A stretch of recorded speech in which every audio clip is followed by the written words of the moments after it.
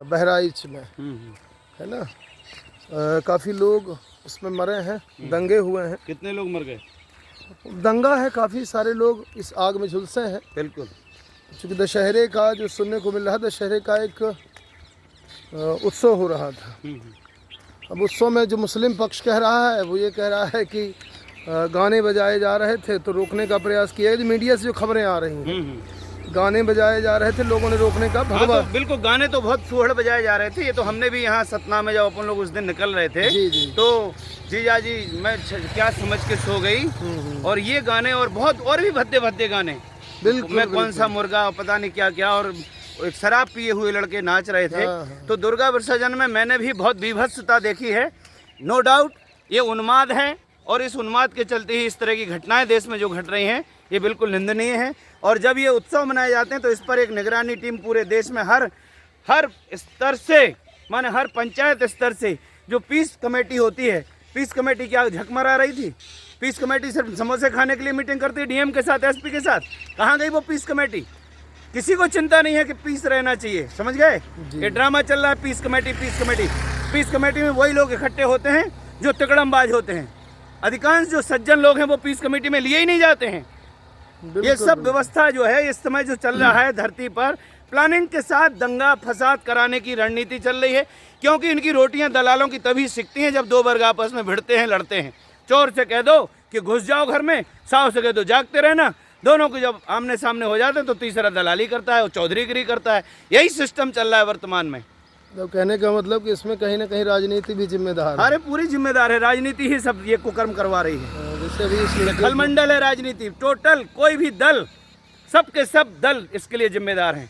इसलिए अभी हमने एक गुरुकुल शुरू किए हैं, सर्वदलीय राष्ट्रीय नेतृत्व कौशल विकास शिविर लगा रहे हैं हम। सर्वदलीय राष्ट्रीय नेतृत्व कौशल विकास शिविर, जितने भी देश में हैं, साल भर की गतिविधियां, तीज हैं, त्यौहार हैं, जितने भी कम्युनिटी के लोग यहाँ रहते हैं उनके तीज त्योहारों पर जो घटनाएं होती हैं, अभी वहाँ हरियाणा में हुआ था, नूहू में जो घटना हुई थी ना उस समय। बिल्कुल ये सब घटनाएं जो हो रही हैं देश के अंदर, ये इसके लिए बहुत जिम्मेदारी के साथ हम लोगों को आगे आना पड़ेगा। इसकी जिम्मेदारी संभालनी पड़ेगी, नहीं तो ऐसे ही उन्माद पूर्वक ये सब चलता रहेगा तो ये पीढ़ियां क्या सीखेंगी? ये झुलसेंगी इसी नफरत की आग में। ये ठीक नहीं है, कतई ठीक नहीं है रवैया। ना सरकारों का रवैया ठीक है, ना प्रशासन का। और समाज में भी जो तिकड़मबाज लोग हैं वो भी बाज नहीं आ रहे हैं अपने कुकर्मों से। हाँ, अब एक चीज़ है जो देखने को मिल रही है, ऐसा लग रहा है कि लोग जो मानव हैं तो मानवता से कहीं ना कहीं दूर, संस्कारों से दूर होते जा रहे हैं। अरे सृष्टि में दानव और मानव हमेशा रहे हैं, पर कोशिश ये होनी चाहिए कि जो दानव उजाड़ने वाला अभ्यास रखते हैं अपने व्यवहार का, उसको विध्वंसक जो ऊर्जा है उसको हमें नियंत्रित करना होगा। और उसको नियंत्रित करने के लिए जैसे आप हिंसक प्राणियों को नियंत्रित करते हो, उसी प्रकार से इन हिंसक मानसिकता के लोगों का भी नियंत्रण होगा। ठीक है ना? उसके लिए और कुछ नहीं। सृष्टि सृजन से आज तक यह सिद्धांत अटल है, जीने का अधिकार उसी को जिसके हाथों में बल है।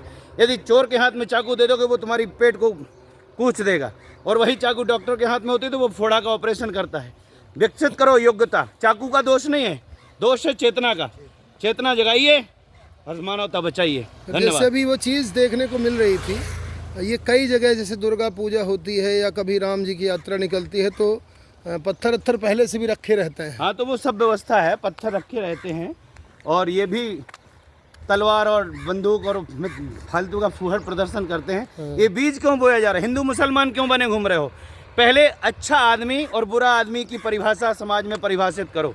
सुनो कान खोल के, कॉन्स्टिट्यूशन के आधार पर देश चल रहा है तो क्यों नहीं हम आचार संहिता का पालन करते? सदाचार के मानक क्यों नहीं तय करते?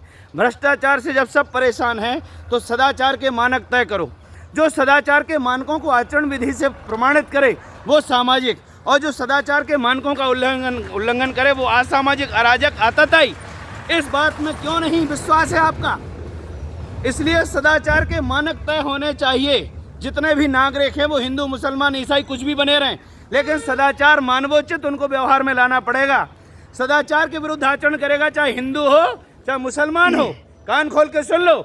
अगर सदाचार के विरुद्ध आचरण करोगे तो अपराध के तहत दंड के भागीदार बनोगे, समझे? लेकिन अपराधी तो संसद में बैठे हैं, 50% अपराधी संसद में बैठे हैं, इसी समाज के द्वारा चुने गए हैं। वो कैसे देश को सुप्रबंधन दे सकते हैं? नहीं दे सकते हैं। इसलिए इस तरह की बातें मुझसे मत करो। जय गौ माता, जय गोपाल। ठीक है, बंद करो।